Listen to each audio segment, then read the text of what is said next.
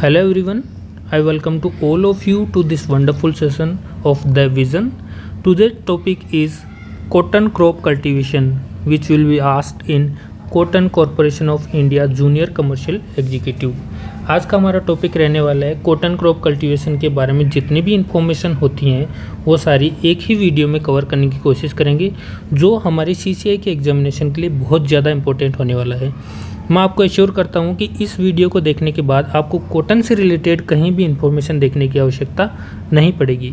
Video को शुरू करते हैं। अगर आप हमसे जुड़ना चाहते हैं, हमारी कम्युनिटी में शामिल होना चाहते हैं, तो आप इस टेलीग्राम चैनल को ज्वाइन कर सकते हैं। यहाँ पर आपको अपडेट्स मिलती रहेंगी। तो वीडियो को शुरू करते हैं। सबसे पहले कॉटन क्रॉप के बारे में हम पढ़ने वाले हैं। कॉटन क्रॉप जो है उसका साइंटिफिक नेम दे रखा है सबसे पहले गोसिपियम स्पीसीज़। इसमें डिफरेंट टाइप की स्पीसीज़ होती हैं। वर्ल्ड में लगभग 20 टाइप की स्पीसीज़ हैं, इसलिए इसको स्पीसीज़ से रिप्रेजेंट किया गया है। यानी कि इसका साइंटिफिक नेम क्या हो गया? Gossypium species. जीनस हो गया इसका गोसिपियम। इसके बाद हम देखते हैं कि कॉटन जो गोसिपियम स्पीसीज़ है, एक one of the most important commercial fibre crop होती है इंडिया में या वर्ल्ड में सबसे इम्पोर्टेंट फाइबर क्रॉप के रूप में माना जाता है। इसको वाइट गोल्ड भी कहा जाता है, या किंग ऑफ अप्रेजल फाइबर भी कहा जाता है, या क्वीन ऑफ टेक्सटाइल भी कहा जाता है। इसके अंदर फिर देखते हैं सीड्स जो होते हैं, कॉटन के जो सीड होते हैं उनके अंदर ऑयल का परसेंटेज कितना होता है। तो ऑयल परसेंटेज जो होता है कॉटन सीड के अंदर, वो रेंज वेरी करती है 15 से 25%, क्योंकि डिफरेंट टाइप की स्पीशीज़ हैं। अलग अलग स्पीशीज़ में ऑयल का कंटेंट अलग अलग हो सकता है। इसके बाद हम देखते हैं कि अगर कॉटन के सीड्स हैं या फिर कॉटन की क्रॉप को ऑर्गेनिक मैन्योर की तरह यूज़ किया जाए, तो इसमें NPK का रेशियो क्या रहने वाला है। तो ये होता है 6:3:2। एग्जैक्टली अब हम देखें तो 5.9 रेशियो 2.9 रेशियो 2.1.9 ऐसे कुछ होता है। लेकिन हम इसको ऐसे याद रखेंगे कि 6, 3 और 2 इसके आसपास जो भी अपने को ऑप्शन मिलेगा वो हम टिक कर देंगे। आगे बढ़ते हैं। ओरिजिन प्लेस की बात करें तो कॉटन का ओरिजिन प्लेस है इंडिया। एरिया और डिस्ट्रीब्यूशन की बात करते हैं तो सबसे ज़्यादा जो एरिया है वो महाराष्ट्र के पास है, उसके बाद में गुजरात के पास है। प्रोडक्शन की बात करेंगे तो गुजरात पहले आ जाएगा और महाराष्ट्र बाद में चला जाएगा। अब कॉटन जो बिलोंग करता है उसकी फैमिली कौन सी होती है? कॉटन की फैमिली होती है मालवेसी फैमिली से बिलोंग करता है, और जीनस इसका गोसिपियम हो गया। अब गोसिपियम जीनस में इसकी 20 स्पीशीज़ पाई जाती हैं ऑल ओवर वर्ल्ड के अंदर, जिनमें से इंडिया में केवल 4 स्पीशीज़ को ही ग्रो किया जाता है। आगे बढ़ते हैं। सिर्फ 4 स्पीशीज़ ग्रो की जाती हैं, वो कौन सी हैं? इससे पहले हम देख लेते हैं छोटी सी इन्फॉर्मेशन इधर साइड में एक बार। ये कुछ इंपॉर्टेंट पॉइंट हैं जो अक्सर एग्जाम में पूछ लिए जाते हैं। किंग ऑफ अप्रेजल फाइबर हमने देख लिया, वाइट गोल्ड बता दिया हमने। जो कॉटन की लेंथ होती है, कॉटन का फाइबर होता है उसकी लेंथ होती है, तो कॉटन फाइबर का लेंथ, कॉटन फाइबर लेंथ, इसको मेज़र करने के लिए इंस्ट्रूमेंट का यूज़ किया जाता है, उसका नाम है एरिलोमीटर।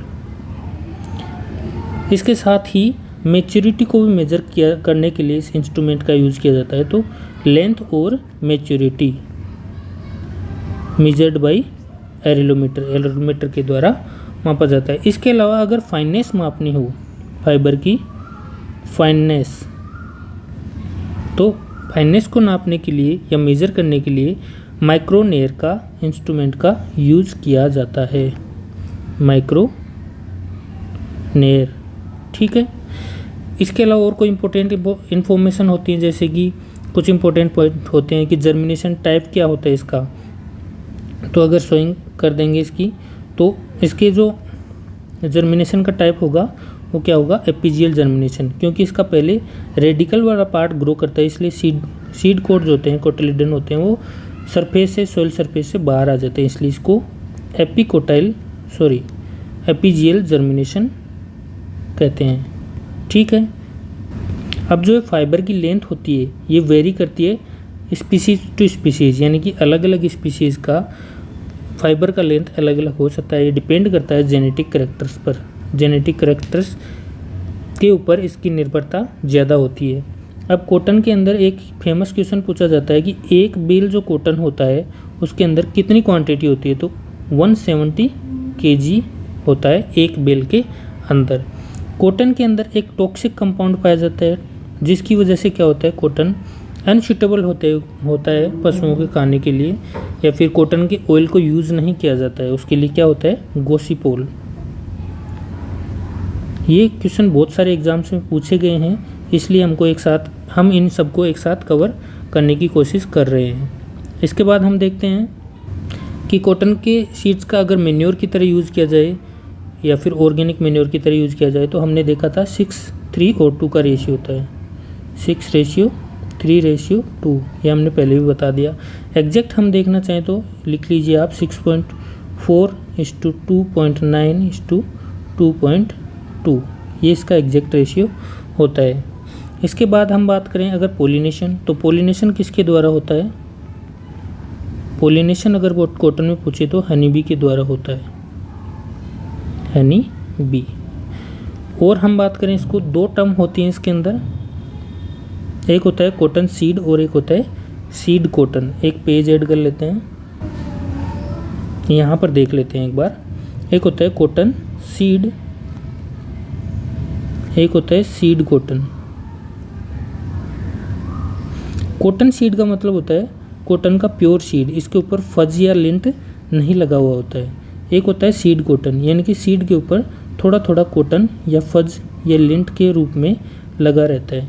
स्क्वायर क्या होता है, स्क्वायर क्या होता है, अगर कॉटन है, कॉटन का प्लांट है, उसके ऊपर अगर फ्लावर लगा तो ये बॉल लगेगी, कॉटन की बॉल लगती है, उसी को क्या कहते हैं, स्क्वायर या बॉल कहते हैं। लिंट क्या होता है, जैसे मान लीजिए कॉटन का सीड है, इसके ऊपर ये फाइबर लगे होते हैं। फाइबर कहाँ से ओरिजिनेट होते हैं, एपिडर्मल टिश्यू से ओरिजिनेट होते हैं। बहुत बार एग्जाम में पूछा जा चुका है, मे बी इस बार भी पूछा जाए, एपिडर्मल टिश्यू से ओरिजिनेट होते हैं। जब डिलिंटिंग की प्रोसेस की जाती है, डिलिंटिंग का मतलब होता है लिंट को हटाना, तो क्या होता है, डिलिंटिंग।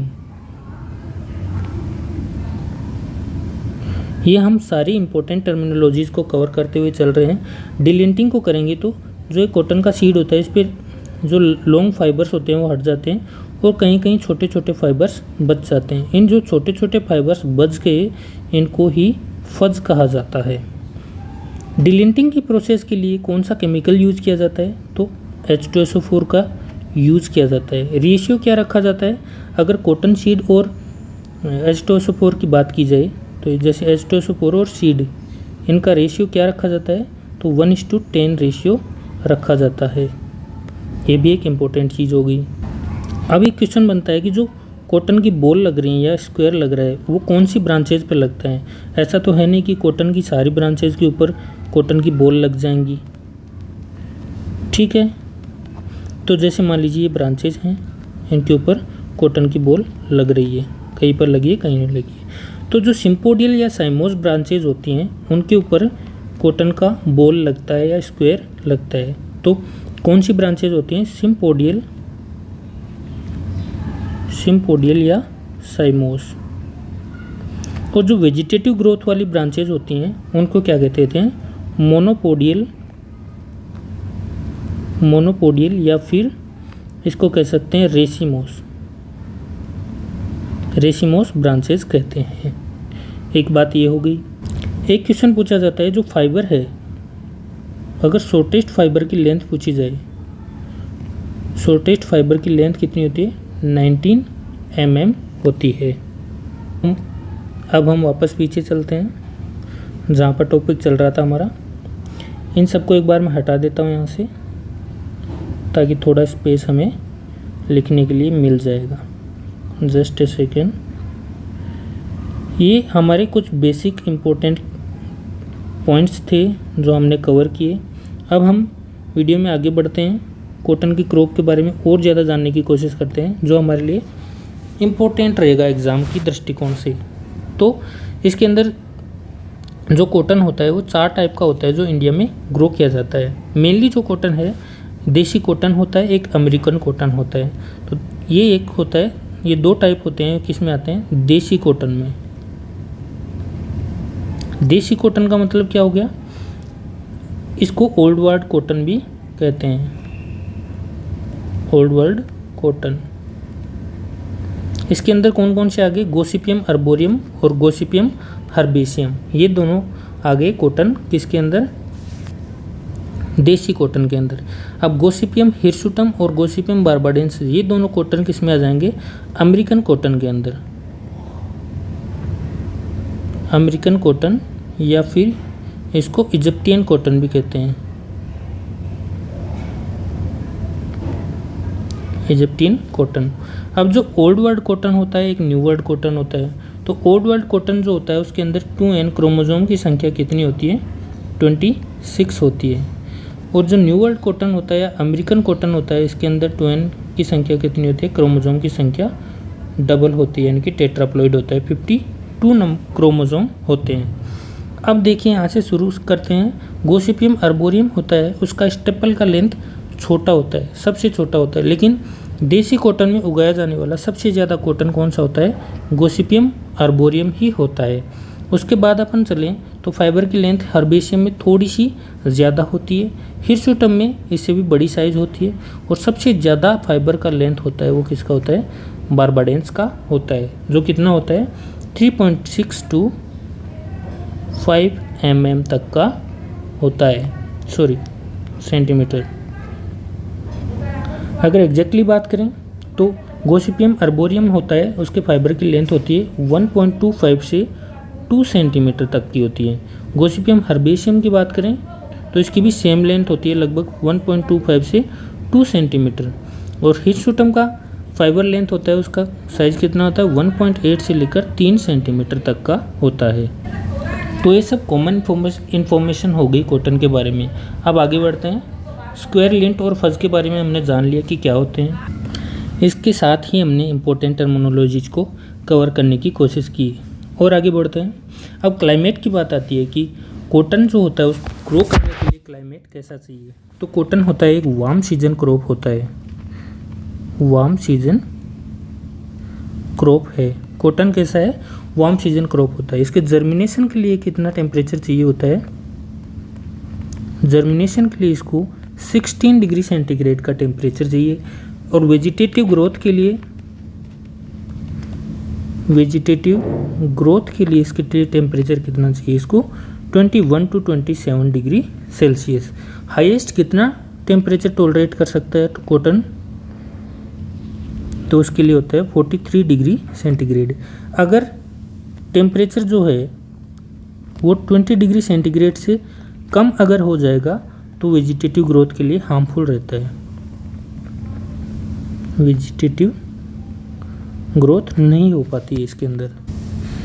अब आगे बढ़ते हैं सॉइल के बारे में। कॉटन को कैसी सॉइल के अंदर ग्रो किया जाता है, तो कॉटन को कॉटन सॉइल के अंदर या ब्लैक कॉटन सॉइल के अंदर ग्रो किया जाता है। ये सबसे सूटेबल सॉइल होती है कॉटन के ग्रो करने के लिए या कल्टीवेशन के लिए। इसके बाद में हम देखते हैं कि कॉटन कौन सी सॉइल के अंदर ग्रो नहीं हो पाएगा।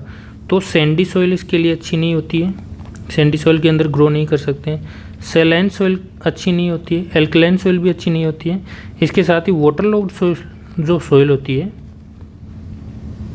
वाटरलॉग्ड सॉइल के अंदर भी इसको ग्रो नहीं किया जा सकता, अच्छा ग्रोथ या यील्ड नहीं मिलेगी हमें। इसके साथ में ही ब्लैक सॉइल जो होती है उसकी क्या होती है, वाटर होल्डिंग कैपेसिटी सबसे ज़्यादा होती है, वाटर होल्डिंग कैपेसिटी ज़्यादा होती है इसकी, तो मॉइस्चर अच्छा बना रहता है, तो कॉटन की ग्रोथ होती है वो अच्छी होती रहती है। वाटर की रिक्वायरमेंट कितनी होती है इसके अंदर, अगर कॉटन की पूछा जाए कि कॉटन के लिए वाटर रिक्वायरमेंट कितना होता है तो कितना बताएंगे हम, 550 mm इसके लिए वाटर रिक्वायरमेंट होता है। अब इसके लिए क्रिटिकल स्टेज पूछ ले इरिगेशन की, वाटर रिक्वायरमेंट तो देख लिया, क्रिटिकल स्टेज ऑफ इरिगेशन, तो ये होती हैं फ्लावरिंग स्टेज और ball formation stage,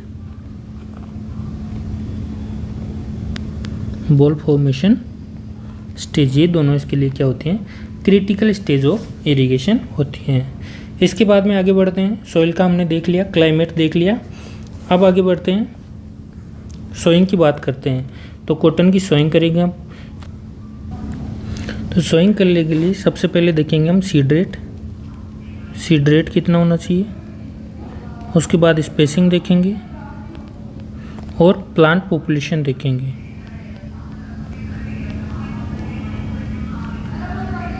plant population हो गया, स्पेसिंग, सीड रेट और प्लांट पॉपुलेशन। तो यहाँ पर कॉटन का टाइप लिख लेते हैं। जैसे कि देसी कॉटन होता है,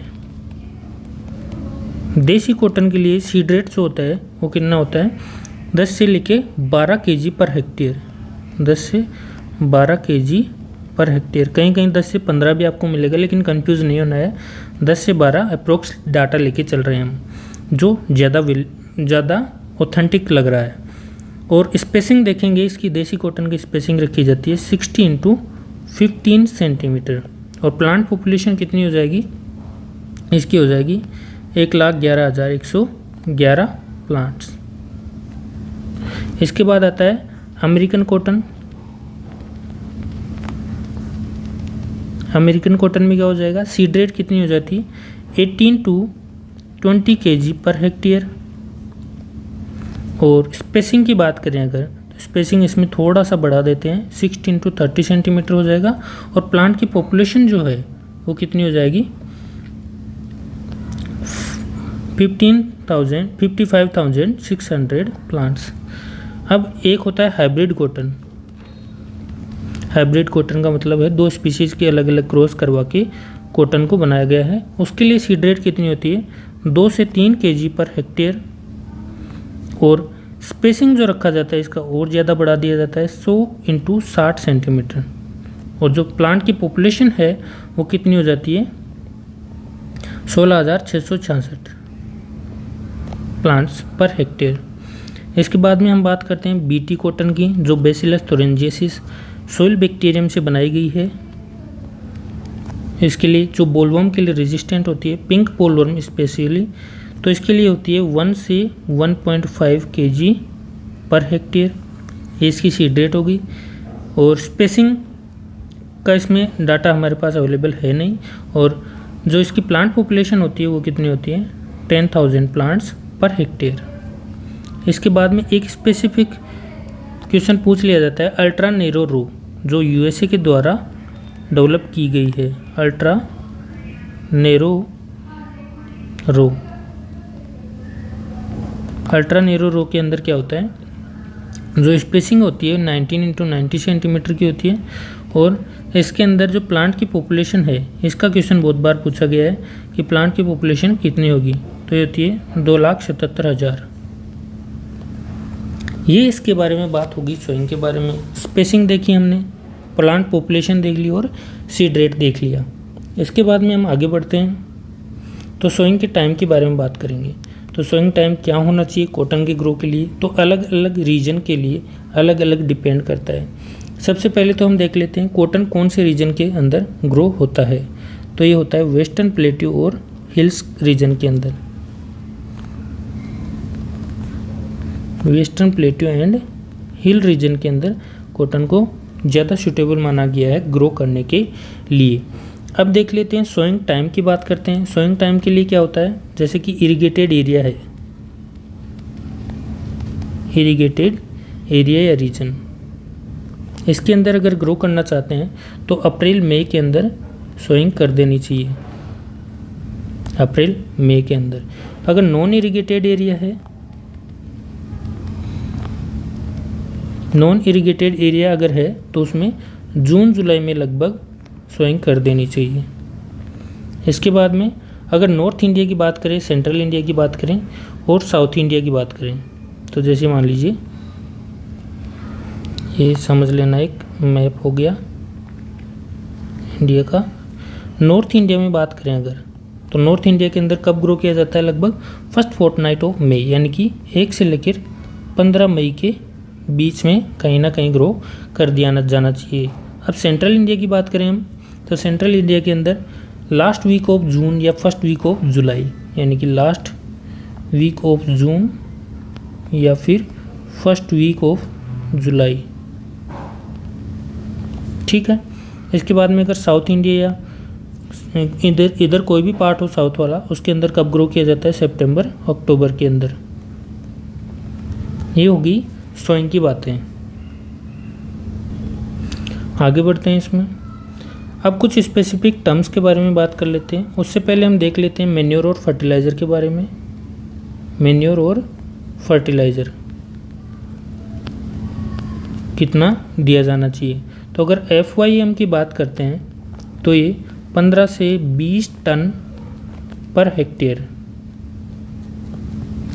दिया जाना चाहिए। और NPK की बात करेंगे हम तो नाइट्रोजन, फॉस्फोरस और पोटेशियम। तो नाइट्रोजन दिया जाता है 40 से लेके 60 kg पर हेक्टेयर के हिसाब से, और जो फॉस्फोरस और पोटेशियम होता है वो दिया जाता है 25 से 30 kg पर हेक्टेयर के हिसाब से। अब आगे बढ़ते हैं। स्पेसिफिक टर्म्स के बारे में पूछा गया है यहाँ पे, मतलब स्पेसिफिक टर्म्स के बारे में डिस्कशन करते हैं। तो एक हमने अभी पीछे देखा था जिनिंग के बारे में, तो जिनिंग तो हमने देख लिए, H2SO4 के द्वारा किया जाता है।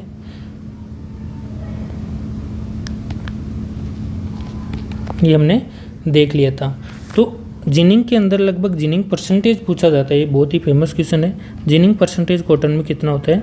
30 to 35% होता है, और इनका एवरेज कितना हो जाएगा? लगभग 33%। ठीक है। इसके बाद में एक टर्म आती है टॉपिंग। टॉपिंग की जाती है कॉटन के अंदर।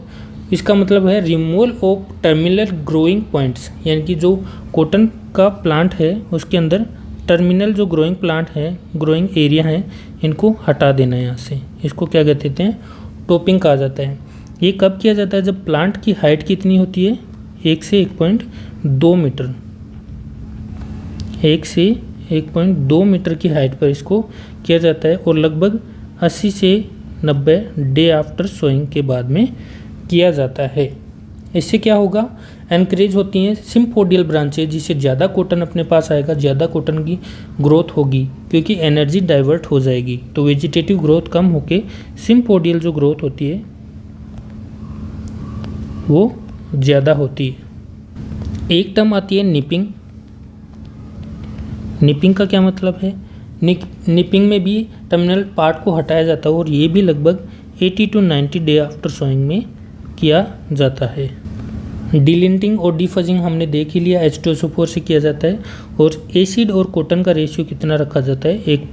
1:10 रखा जाता है। अब आगे बढ़ते हैं। BT cotton. बीटी कॉटन के बारे में देख लेते हैं। बीटी कॉटन जो है उसको soil bacterium bacillus थुरिंजिएसिस,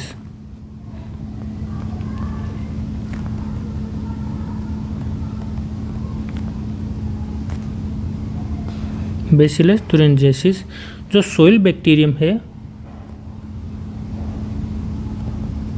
soil bacterium, इसके द्वारा प्रोड्यूस किया जाने वाला लिथल प्रोटीन होता है, वो इसके अंदर इंक्लूड करके उससे बनाया गया है। इससे क्या होता है? जब भी कोई इंसेक्ट आकर कॉटन की जो लीफ है इसके ऊपर फीड करेगा, तो उसके अंदर जो स्टोमक होता है, स्टोमक में पॉइजन बना देगा, और इसकी क्या हो जाएगी? डेथ हो जाएगी। तो इंसेक्ट इस पे अटैक नहीं कर पाएगा। एक होता है GM cotton. GM cotton, genetically modified cotton. ये आया था इंडिया के अंदर मार्च 2002 के अंदर। मार्च 2002 के अंदर बहुत बार एग्जाम में पूछा जा चुका है। इसको अप्रूवल किसने दिया था? इसका भी बहुत इंपॉर्टेंट क्वेश्चन पूछा जाता है। जेनेटिकली इंजीनियरिंग अप्रूवल या अप्राइजल कमेटी, इसके द्वारा इसको अप्रूव किया गया था। ये कौन सी मिनिस्ट्री के अंडर आता है? कौन सी मिनिस्ट्री के अंडर आता है? तो ये आता है ministry of environment, ministry of environment and forest, ministry of environment and forest, इस कमेटी के अंदर आता है। अब हम बात करते हैं आगे वैरायटीज़ के बारे में। अब कॉटन की वैरायटीज़ के बारे में डिस्कशन करेंगे। तो दो तरह की वैरायटीज़ हो सकती हैं कॉटन की। एक होती है इंटर स्पेसिफिक, एक होती है इंट्रा स्पेसिफिक। इंटर स्पेसिफिक का क्या मतलब होता है? दो अलग अलग स्पीशीज़ के बीच में क्रॉस करवाना, जैसे कि गोसिपियम हिरसुटम का क्रॉस करवा दिया गोसिपियम बार्बाडेंस से, ऐसे करवा दिया, दो अलग अलग स्पीशीज से। इंट्रा स्पेसिफिक का मतलब हो गया एक ही स्पीशीज की दो वेराइटीज़ के बीच में क्रॉस करवाना, जैसे कि हिरसुटम की ही दो वेराइटीज़ ली और उसके बीच में क्रॉस करवा दिया, तो उसको इंट्रा स्पेसिफिक क्रॉस या इंट्रा स्पेसिफिक वेराइटी कहा जाता है। जैसे कि इंटर स्पेसिफिक की बात करें तो इसमें इंपॉर्टेंट एग्जांपल जो है, पिछली बार एग्जाम में भी पूछा गया था, वारालक्ष्मी, जिसको UAS धारवाड़ में डेवलप किया गया है। ठीक है, तो ये एक इंटर स्पेसिफिक वेराइटी थी। इसके अलावा हम बात करें तो DCS32 भी इसकी एक इम्पोर्टेंट वेराइटी है। इंट्रा स्पेसिफिक में सबसे पहले डेवलप की गई वेराइटी है H4, जिसको CT पटेल ने डेवलप की है। कहाँ पर की है? गुजरात एग्रीकल्चर यूनिवर्सिटी में डेवलप की है। इसके अलावा सविता और सूर्या भी इम्पोर्टेंट वेराइटी है, सविता एंड सूर्या। अब जो H4 वेराइटी है, इसके पेरेंट कौन है, यानी कि किसके क्रॉस से बनाई गई है? तो ये बनाई गई है गोसिपियम, एक मिनट, H4 वेराइटी है वो गोसिपियम हिरसुटम की दो वेराइटी से बनाई गई है। गोसिपियम हिरसुटम की दो वेराइटीज़ कौन सी थी? एक तो थी G67 और एक थी अमेरिकन नेक्टरलेस।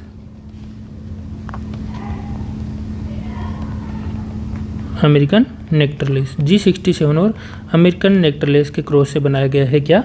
H4 वेराइटी बनाई गई है, जो गुजरात एग्रीकल्चर यूनिवर्सिटी सूरत में 1970 के अंदर बनाई गई थी। तो इसको इंट्रा हिरसुटम वेराइटी भी कहा जाता है, क्योंकि हिरसुटम की ही दो वेराइटीज से बनाया गया था। ऐसे ही वारालक्ष्मी है, वारालक्ष्मी के पेरेंट्स के बारे में पूछा जा सकता है। तो एक इसके पेरेंट्स कौन से होते हैं? इंटर स्पेसिफिक है, यानी कि दो स्पीशीज काम में आएंगी। तो एक तो आती है गोसिपियम हिरसुटम, इसका क्रॉस करवाया था गोसिपियम बार्बाडेंस से।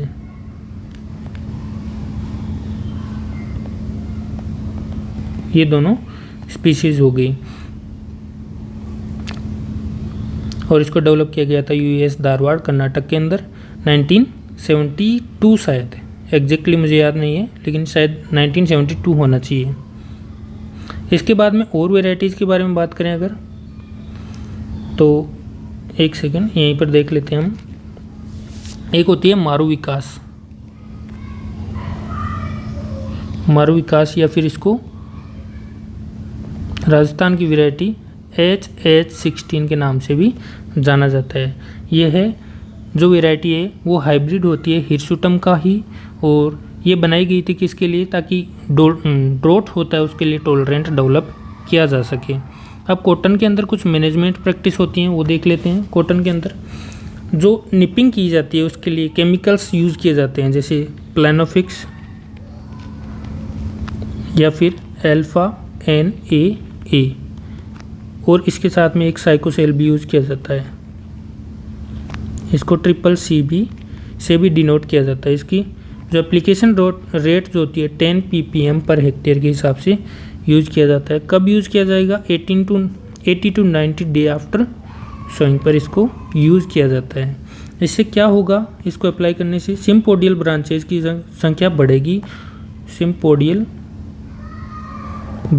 संख्या बढ़ेगी, और कॉटन का प्रोडक्शन ज़्यादा होगा, यानी कि फाइबर की क्वालिटी भी बढ़ेगी, लेंथ भी बढ़ेगी। फाइबर के बारे में बात कर रहे हैं तो एक यहीं पर फाइबर की लेंथ के बारे में बातें कर लेते हैं। इसको थोड़ा सा हटा लेते हैं। फाइबर लेंथ के बारे में बात कर लेते हैं यहाँ पर। तो फाइबर लेंथ 4 तरह की हो सकती हैं या 5 तरह की, देख लीजिए। शॉर्ट स्टेपल लेंथ, शॉर्ट होता है, फिर होता है मीडियम होता है, फिर है मीडियम टू लॉन्ग, एक होता है लॉन्ग या सुपीरियर, एक होता है एक्स्ट्रा लॉन्ग। तो शॉर्ट स्टेपल लेंथ हमने पीछे भी बताया आपको कि 19 mm से कम अगर साइज है तो शॉर्ट स्टेपल लेंथ होता है। मीडियम लेंथ कितना होता है, 19 से लेके 24 mm तक का साइज जो होता है मीडियम में आ जाता है। अब मीडियम टू लॉन्ग में चले जाएं तो फिर 24 टू 27 mm तक का साइज़ किस में आ जाएगा, मीडियम टू लॉन्ग के अंदर। लॉन्ग या सुपीरियर जो साइज़ होती है उसकी कितनी होती है, 27 से ज़्यादा, लेकिन 36 तक। अगर 36 mm से भी ज़्यादा हो गया तो क्या हो जाएगा, एक्स्ट्रा लॉन्ग फाइबर या स्टेपल लेंथ हो जाएगा। इसके साथ में हम देख लेते हैं कुछ इम्पोर्टेंट डिजीज़ के बारे में। Just a second, important disease के बारे में डिस्कशन कर लेते हैं। तो कुछ फिजियोलॉजिकल डिसऑर्डर होते हैं, कुछ पेस्ट होते हैं और कुछ डिजीज़ होती हैं जो पैथोजेनिक होते हैं, पैथोजन के द्वारा होती हैं। तो उन सब के बारे में देखेंगे एक वन बाय वन। सबसे पहले जो कॉटन का डिजीज़ है वो बैक्टीरियल ब्लाइट या एंगुलर लीफ स्पॉट के बारे में देखने वाले हैं। बैक्टीरियल ब्लाइट या फिर एंगुलर लीफ स्पॉट, इस डिजीज़ के बारे में देखेंगे। इसको कभी कभी ब्लैक आर्म डिजीज़ भी कह देते हैं, ब्लैक आर्म डिजीज़ कहते हैं। ये क्या होती है, सोइल बोर्न डिजीज़ होती है, सोइल बोर्न डिजीज़ होती है और बैक्टीरिया के द्वारा कोज होती है। इसके नाम में लिखा है बैक्टीरियल। तो कौन सा बैक्टीरिया होता है जो इसका कोजल ऑर्गेनिज्म होता है। कोजल ऑर्गेनिज्म की बात करें तो ज़ैंथोमोनास कंप्रेस्ट्रिस, पैथोआर मालवासियरम। ठीक है, ये एक ग्राम नेगेटिव बैक्टीरिया होता है। अब इस डिजीज़ के अंदर कौन से प्लांट पार्ट अफेक्ट होते हैं, सीडलिंग, लीव्स और स्टेम तीनों को अफेक्ट करता है। सीडलिंग, स्टेम और लीव्स तीनों को अफेक्ट करता है। सिम्टम्स की बात करें इसके अंदर तो सिम्टम्स में क्या होता है, सीडलिंग ब्लाइट हो जाता है, सीडलिंग ब्लाइट। इसके साथ में ही एंगुलर लीफ स्पॉट हो जाता है, यानी कि लीफ के अंदर स्पॉट बन जाते हैं, यानी कि एंगुलर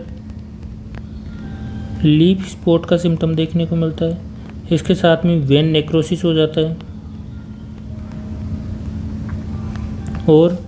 और इसमें ब्लैक आर्म देखने को मिलता है। इसके साथ में स्क्वायर जो होता है, यानी कि इसके अंदर फ्लावर जो लगता है, बॉल जो लगता है, उसके अंदर रोटिंग हो जाता है, तो स्क्वायर रोट भी कह देते हैं।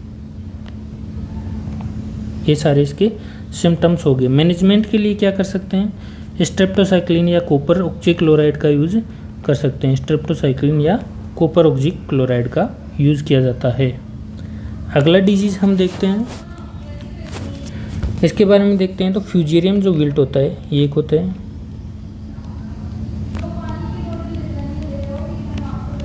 Fusarium wilt. तो फ्यूजेरियम विल्ट जो होता है ना, वो किससे होता है, फ्यूजेरियम ऑक्सीस्पोरम से होता है।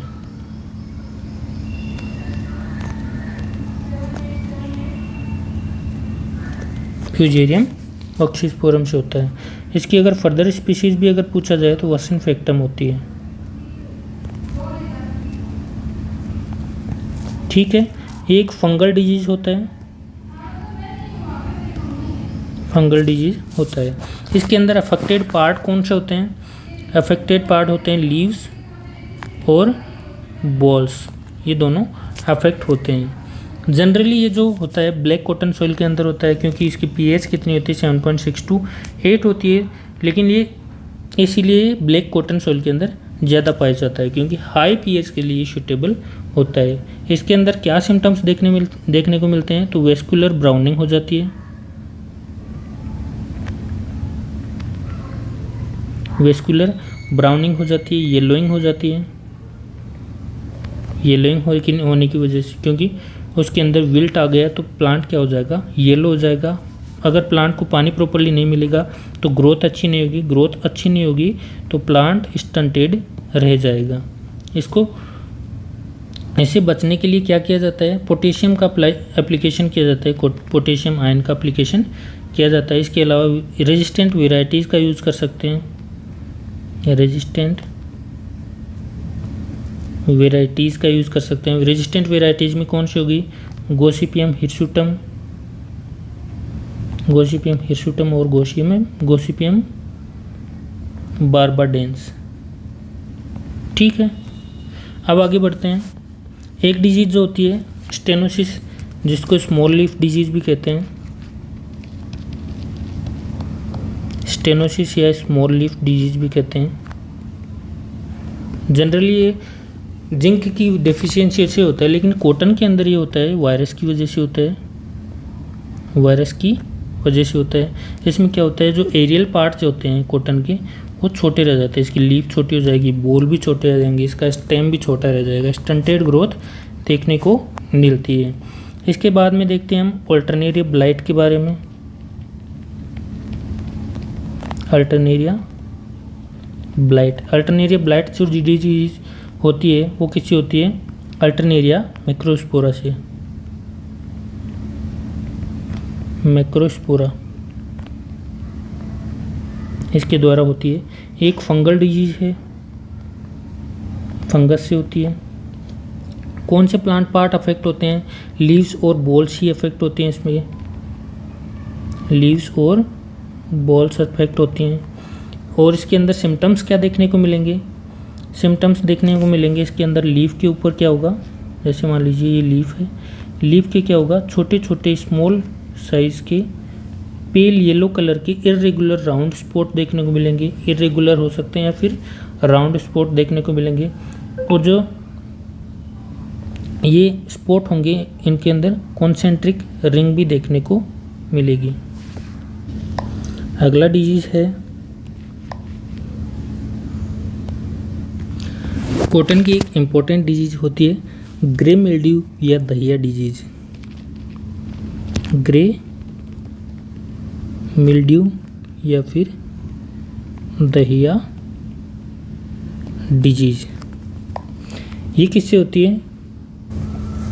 ये एक फंगल डिजीज है जो होती है किसके द्वारा? रामुलेरिया एरियोला से।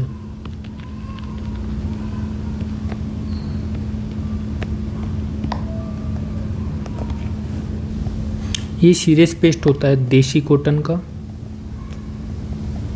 और ओल्डर जो लीव्स होती हैं उसमें ओल्डर लीव्स अफेक्ट होती हैं। इससे बचने के लिए सल्फर की डस्टिंग कर देते हैं और कार्बेंडाजिम का भी यूज़ किया जाता है। आगे बढ़ते हैं। कुछ डिजीज़ होती हैं जो सिंपल होती हैं, जैसे एंथ्रेक्नोज जो कि कोलेटोट्राइकम कैप्सिकी से होती है। एक होती है रूट रोट डिजीज़ होती है जो कि राइजोक्टोनिया बटाटिकोला से होती है।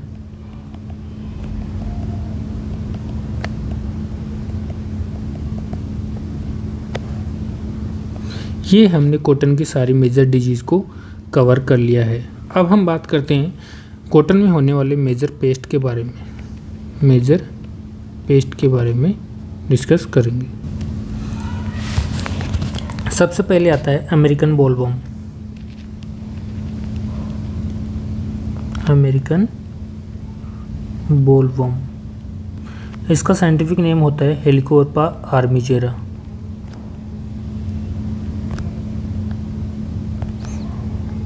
हेलिकोवर्पा आर्मिजेरा, ये जो पोड होती हैं उनके अंदर होल कर देता है और पूरी फसल को नेस्ट करने की कोशिश कर देता है। अब आते हैं पिंक बोलवर्म के बारे में। पिंक बोलवर्म, इसके अंदर फ्लेयर स्क्वायर सिम्टम्स देखने को मिलता है। इसका साइंटिफिक नेम होता है पेक्टिनोफोरा गोसिपियाला। पेक्टिनोफोरा गोसिपियाला।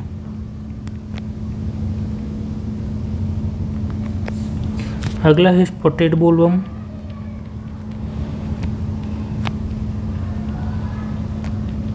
स्पॉटेड बोलवर्म का क्या नाम होता है? Eris विटेला।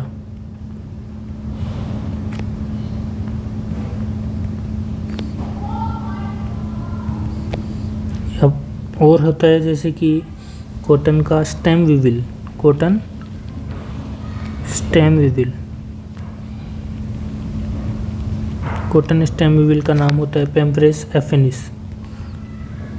पैम्फ्रेस एफिनिस।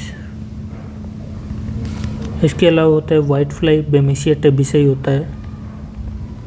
White fly, Bemisia tabaci. इसके अलावा होता है लीफ होपर। कॉटन के अंदर लीफ होपर होता है अमरेस्का डेवास्टेंस और लीफ लोरर होता है। लीफ होपर हो गया।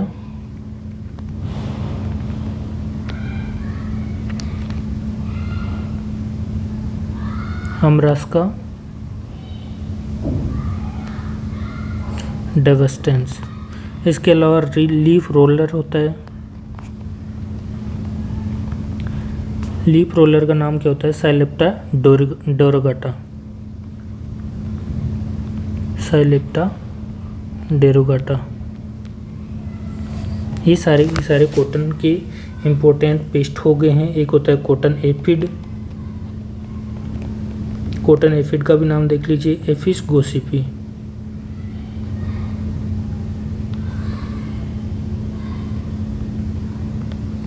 ये सारे इम्पोर्टेंट पेस्ट हो गए हैं।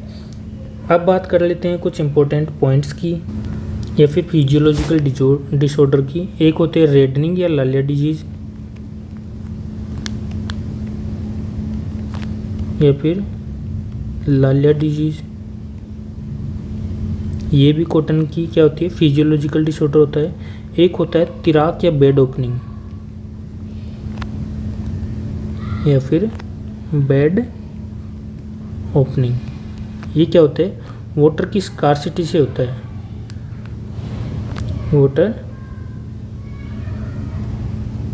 वाटर स्कार्सिटी से होता है। ये सारे हो गए डिसऑर्डर और डिजीज़ के बारे में। अब कुछ देख लेते हैं इंपॉर्टेंट पॉइंट्स के बारे में।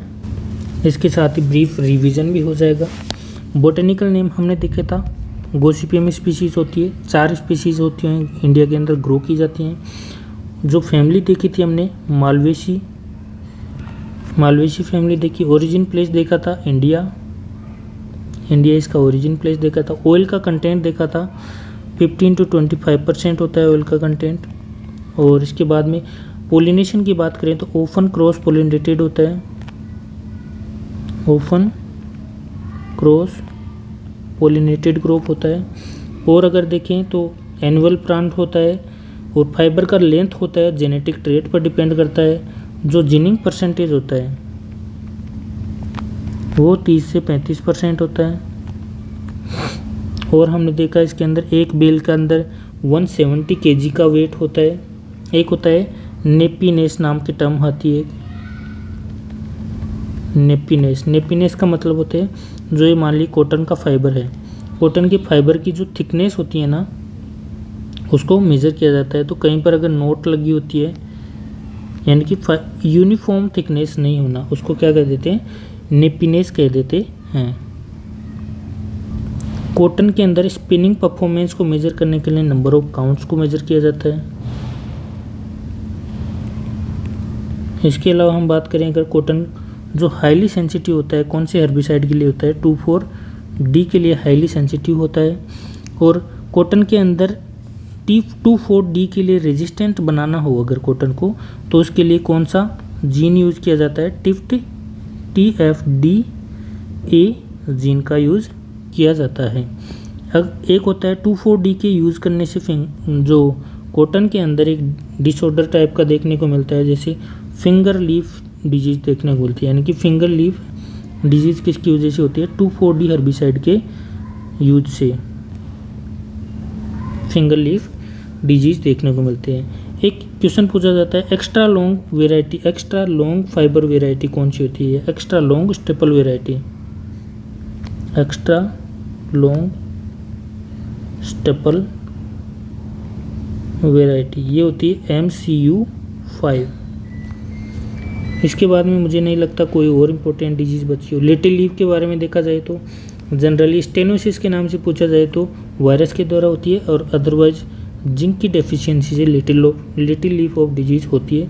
और न्यूट्रिएंट की डेफिशिएंसी जैसे देखें तो क्रिंकल लीफ डिजीज़ होती है।